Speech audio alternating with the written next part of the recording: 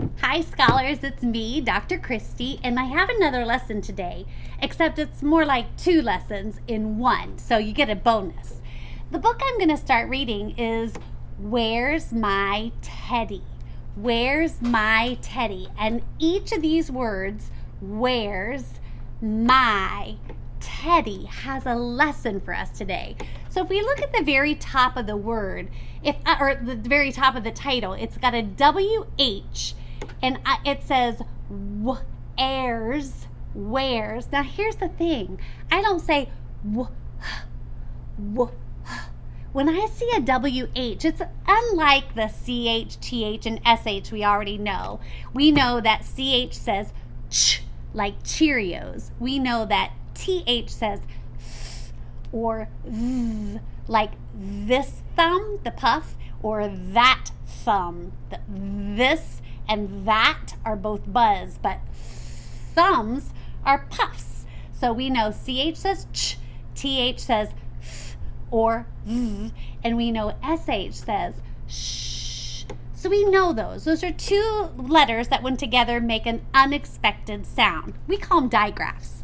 Now in this one, WH, I used to say give a little whistle and you kind of have the sound for WH, but I've abandoned that because when I say where's, it's just w that I'm saying. So when you see a WH, here's the thing about WH. When you see a WH, it either says w, like the first letter, or h, like the second letter. So it's one or the other. WH usually says w. Sometimes it says h. In where's, we see that it says w. Where's my? Look at that Y at the end. My. The Y says I. When you have a short little word with a Y at the end, the Y usually says I. But look at this one. T-ed-e. Where's my Teddy? That's a Y at the end of the word, like my name, Dr. Christy. The Y at the end of a longer word usually says E. These are following the rule. Short little word, the Y says I, my. Longer word, the Y says E, Teddy. Now, if it doesn't work doing that, you just flip it. Sometimes really short words have a Y that says E. Sometimes longer words have a Y that says I, but not very often. So stick with me. Where's My Teddy by Jez Alborough. And here's how the story goes. Eddie's off to find his Teddy. Eddie's Teddy's name is Freddie. Do you see him? He lost him in the woods somewhere. It's dark and horrible in there. Help, said Eddie. I'm scared already. I want my bed. I want my Teddy. He tiptoed on until something made him stop quite still. Look out, he thought, there's something there. What's that? A giant teddy bear. Is it Freddie? Said Eddie. What a surprise. How did you get to be this size? Whoa, that doesn't look like it'll be good to snuggle with in his bed. You're too big to huddle and cuddle, he said, and I'll never fit both of us into my bed. Then out of the darkness, clearer and clearer, the sound of a sobbing came nearer and nearer. Soon the whole woods could hear the voice bawl. How did you get to be tiny and small? You're too small to huddle and cuddle, it said, and you'll only get lost in my giant-sized bed. It was a gigantic bear and a tiny teddy stomping toward the giant Teddy and Eddie. Look, do you see what's in his arms? It's a teeny tiny teddy. My Ted, gasped the bear. A bear, screamed Eddie. A boy, yelled the bear. My Teddy, cried Eddie. They both scared each other, didn't they? They ran through the dark woods back to their homes as fast as they could. all the way back to their snuggly beds where they huddled and cuddled their own little Teds. Everybody got back where they needed to be. All right, now this lesson, like I said, is 2 lessons, so get ready for some fun. First, in your downloadable items, you'll find a sheet that has WH. You actually have 2 of them because we just stacked one on top of the other. And your first job is to take a white crayon and color. And when I say color, I mean you have to push pretty hard. In fact, all of our white crayons in this lesson kit, they all are broken the ones at Book Bums are broken. So we just push hard and we try to color in every single spot. Now, don't be deceived. I did this before I got on camera. So you're gonna have to spend some time really making the white crayon fill in every single spot on the WH. Remember, I said when we looked at the word where's in Where's My Teddy, I told you that WH either says w or h. And if you look at your crayon, mine's missing, but if you look on yours, you'll see the word white has a WH, but what sound does it make? White.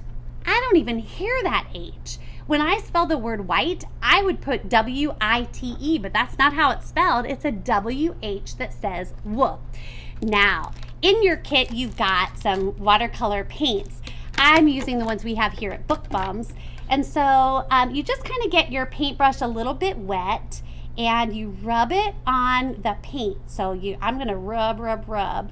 And then you're going to take that watercolor paint and go from left to right across the paper on which you just colored with a white crayon. Do you see what's happening? Wherever I put white crayon, the paint will not adhere. Yeah, we call this crayon resist because the crayon is made of wax, and when you paint over wax, it doesn't like to stick very well. I always tell my students go from top to bottom, left to right, and go all the way back and forth, back and forth. You don't want to rub so hard that the crayon wax comes off, but you definitely want to see that the white peeks through. WH says W, like in white. So you can put this on your refrigerator or somewhere in your room so you can remember the WH says W, like white, usually. Now, there are some words called question words. And in the plans I gave to whomever loves you, who bought this kit for you, in your plans, I shared with you a hand clap. So usually what I do is I clap my hands together in the middle, and then I clap my right hand to the right hand of my partner, then clap in the middle, clap. So it's like pat a cake, except what we're gonna do is we're gonna say the question words. We're gonna try to keep a special beat, but you can see here I have question words at the top of a huge question mark. And here I've listed, and you'll get 2 on each of your papers. And you can put one in a book you're reading and one maybe on your desk or on the refrigerator, somewhere where you can constantly be reminded of these most important question words. The way we want to remember these, we want to memorize them. So we're going to go who, what, when, where, why, which, and how. Do it again. It's who, what, when, where, why, which, and who. Last time, it's who, what, when, where, why, which, and how. Now you might need to go a little more slowly. You might need to look at the words as you chant that clapping rhyme, but you're going to say who, what, when, where, why, which, and how. Now I want you to notice that the word who has a WH, but it doesn't say w. It says, remember I told you that WH usually says w, but sometimes it says, if I tried to spell the word who, I would think that it would start with an H, wouldn't you? But it's a question word and it has a WH. Now, not all words with a WH are question words. We just said the color word white says w with a WH. So it doesn't have to be a question word, but a lot of question words do have that WH. So we have who that says what, when, where. This is tricky. The word where has the word here in it. So if I made the sounds, I would think it would say we're, but it's the question word and it actually answers the question where right here. It's a trickster and it's in our jailhouse of rule breakers, but you'll get it. Who, what, when, where, why. That's a short little word with the Y at the end. The Y says I. Which, I don't hear an H. Which, and how. Now this how doesn't have a WH. It has just an H. And so, but I kept it on here and you'll see why. A lot of kids mistake who and how. But we know that OW says ow or O. It never says oo.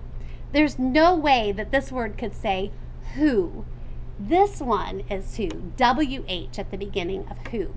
Now, what I'd like you to do is with your pencils, I want you to write the words who, what, when, where, why, which, and in this box at the bottom, how. It's the only one that doesn't have a WH. So we're going to banish that how to the circle part of the question mark. So when you spell the words who, so I'm going to put my first word here, who, what sound does the WH make in who? Yeah, it's making the sound for the H. So I'm going to underline that H. In fact, if you wanted, you could highlight it with your white crayon and then paint it in with a light colored paint. Then I'm going to write the next word, who, what. Then word what has a W with a WH and then an A. It sounds like an to me, so note it. And sometimes when you think it says and you put a U, all you have to do is put a cap on that U and it will look like an A. Who, what. Now in the word what sound does the WH make? Yeah, so I'm going to underline the W so that I can really notice which sound I'm hearing in the WH combination. Now you're going to continue all the way through putting the question words on your question mark. Here's the thing.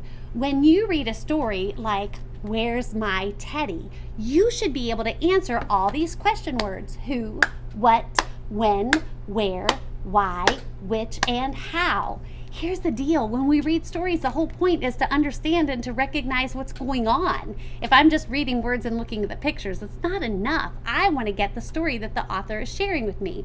So if I asked you who is the main character in this book, I would say it's Eddie.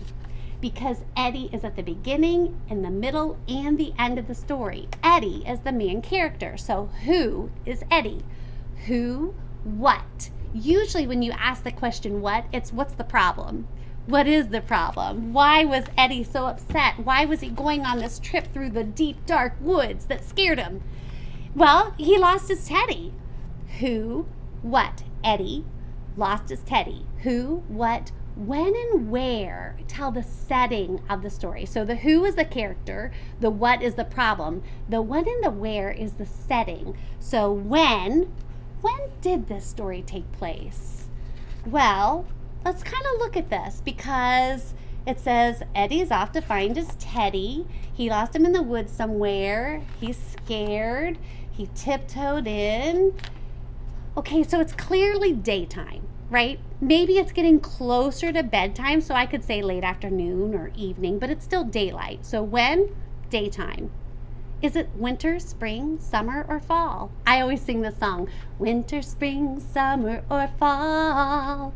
All you've got to do is call, and I'll be there, yes I will. You've got a friend. So that can be the answer to your when. It took place in the afternoon, late afternoon, early evening. It took place in the summer. He's got a short sleeve shirt on. It took place, so we have who, Eddie, what, the problem is he lost his teddy bear, when, late afternoon in the summer, and where. Well, it said that right off, in the deep, dark woods, right? Who, what, when, where.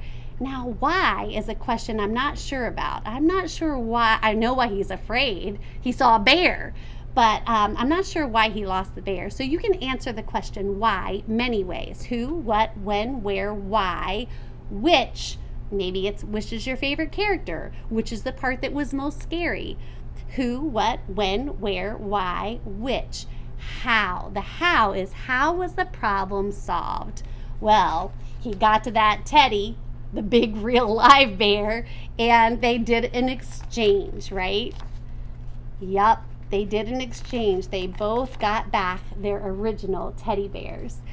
You know you understand a story when you can answer those questions. Who, what, when, where, why, which, and how. So memorize the question words. Then when somebody asks you to summarize a story, just tell some of the story, then you use those question words and it will guide you to a perfect summary. Now, we have the question words taken care of. The next thing I have for you is lots of words with WH. And here's the thing, a WH doesn't only come at the beginnings of words like it did in those question words. So here's a word, it says art-wheel, cartwheel. My granddaughter Emery has been practicing her cartwheels all the time. Here's just the word wheel. The next word is, let's see. Ooh, it's got a WH, then an I, a PP, it's got a blocker letter, and an ED. ED says ed, d, or t. So it's whipped, or whipped, or whipped. It's whipped, like I like whipped cream on my hot chocolate. So there are lots and lots of words that have WH. You can sort them in a stack that has the WH that says w and this WH that says h. Not very many WH words say h, but this one sure does. It's whole, like I ate that whole pizza all by myself. This is a short little word with a Y at the end. The Y says I, which leads us to the next lesson. This says I. Why? That's a question word. And you'll be really good at these WH words in no time. But here's the next part of our lesson. I have in your downloadables some of these things. They look crazy, don't they? But what you do is you cut the triangles out like this, and then you fold it right here around the top of your pixie stick. Now the word pixie is well, actually it's written right here on the pixie stick. Pixie is a longer word and the Y at the end says E. Remember, when you have a short little word, the Y usually says I.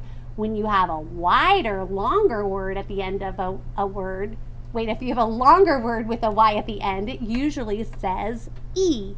So, little words with the Y at the end say I. Longer words with the Y at the end, the Y says E. This is a pointer to remind you the sound we make when a Y is at the end of a word. So what we have here is, this is your downloadable, and what I want you to do is with your paper cutter, just cut off the top 2 inches, and then you'll cut off by the inch, and you'll end up with something that looks like this. This is going to be your sorting header. So Y sounds like E, Y sounds like I. And if you can't remember when it sounds like what, you can use your pointer to remind you. So I have lots and lots of words for you to decode. Do you think this looks like a little short word or a longer word? It's short, right? So the Y should say I. So if I make the sounds fly, yeah, that's it. So when I sort, I'm going to put Y sounds like I, fly. Then I'm going to do this one. Well, that's a short little word. I, dry. So I keep sorting and sorting. And then, let's see. Let me come up with another one. I want to find one. Okay, how about this one? There's a longer word. It says mist. It's a longer word, so the Y probably sounds like E. Mist, E. Yeah. It says misty, like on a misty morning in the spring when it's been raining and the sun shines and you can see the misty morning. So this is a tool to help you to remember that short little words with the Y at the end, the Y usually says I. If it's a longer word with a Y at the end, the Y usually sounds like E. But there's something else you need to know. It's pretty cool. Here's the thing. When a Y sounds like an E, It often acts like an E. Watch this. These are longer words. They're 4 letters long or longer. And so I would imagine that Y would sound like E. And I would say lad-E. Laddie doesn't make a word, I know, though. But the rule says when a Y sounds like an E, it can act like an E. It doesn't always, but often it does. Look at this. Lad-E is not a word, I know, but if this Y sounds like an E and it acts like an E, it can tell that A to say its name. So it's not laddie, it's A-D, lady. So knowing what we know about the Y that sounds like an E can act like an E, what would this say? Nope. I'd-E. Yeah, like I keep my room nice and tidy. How about this one? N-O-S-E. Nosy, when you get into other people's business. How about this one? D-U-T-E. Duty? Like I have dishwashing duty today. It's my job. Now this one, I would think it might say really, but it doesn't. This is one of those tricksters. That's why I put the star here. This is the word rely. So Y at the end of a longer word sometimes does say I. Not very often, but sometimes. But even this one, it still tells the E to say its name. By the way, if it doesn't make a word you know, using that rule, short little words, the Y sounds like I, longer words, the Y sounds like E, just flip it to the other one. Then you'll get where you need to go. So that is that. This is your paint that you'll use in your kit. Oh, I forgot to tell you, WH says whoop like whoppers. Yeah, it's a WH that says whoop. There's my white crayon. Here's the decoding sort. Oh, I also forgot to tell you that you have a sweet treat. It's kind of sweet and sour, but they're called Cry Baby. Cry is a short little word with a Y at the end, and baby has a Y that sounds like an E and acts like an E. It's perfect for this lesson. But here's the thing. Maybe you'll be crying like poor Eddie was when he lost his teddy in the woods. But it says Cry Baby because this gum is so sour it makes your eyes water. Not really cry, but it makes them water for sure. Now, I've got a few more things that I want to share with you. One is when you have a word like, let's say the word easy. You've got these word cards, and again, we did ours on cardstock. If you don't want to, you don't have to. But when you have a word that ends with a Y that says E, let's see if I can find one. All right, so here's the word silly. S-L-E, silly. It's the end of a long word. The Y says E. That's easy peasy. But what if I'm comparing 2 or 3 things and I want to say you are silly, but your sister's even sillier than you are? If I'm comparing and I want to write sillier, here's what I have to do. I have to get rid of the Y. I change the Y to an I and then add the ER. So I'm going to get this thing right here and I'll show you. So here's the word silly. It's got a built-in blocker letter, so that Y can't tell the I to say its name. Silly. If I want to say your sister is sillier than you are, and I just added that ER, it kind of looks like it should say sillier. For some reason, that Y looks like it would be a consonant Y sound instead of acting like a vowel where it sounds like I or E. So we don't just add an ER, we change the Y to an I and add ER. So it says silly. We're going to have a whole lesson upcoming that's called a flip-flop lesson. And so you'll know that the Y that sounded like we know 2 vowels together, the first one should say its name. But that Y in silly said E. So when you change the Y to an I, you keep whatever sound that Y was making. Silly. Yeah, so we have some practice with word cards like this. It's a flip-flop lesson. We'll throw it in this one too, but then you can also practice with that with your flip-flops. So Y to an I and then add your endings. There are a few more things. All right.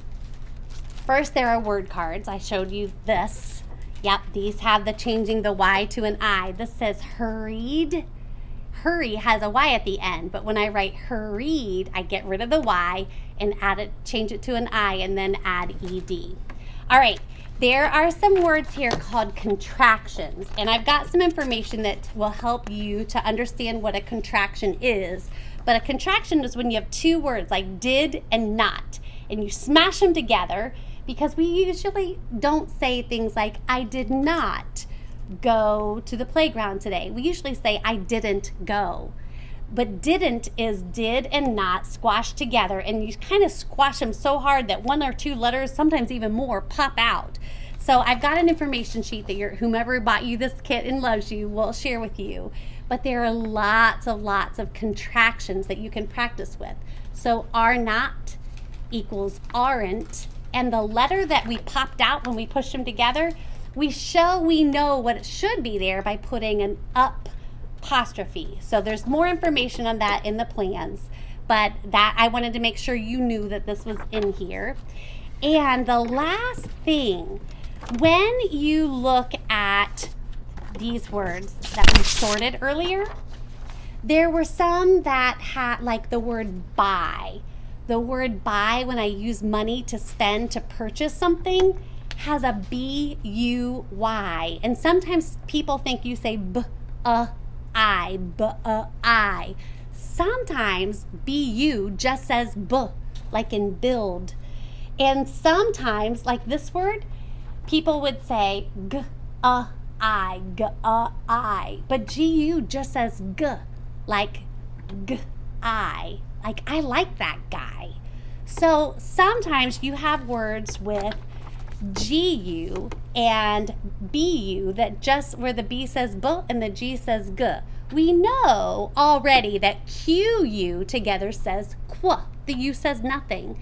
And so I just thought it would be nice to tell you again that sometimes B-U and G-U can say B and G, even if there's a U after it. Look at this one. It doesn't happen very often, but sometimes C-U can even just say K. Look at this. Do you know this guy? These are great starter books. It says meat biscuit. Biscuit? Nope, this C-U together just says K. Biscuit. Biscuit. That's tricky because it looks like two vowels together, but the U is just helping the C make it sound K. All right, I think that should do it. There's one other thing, though, I need to share with you.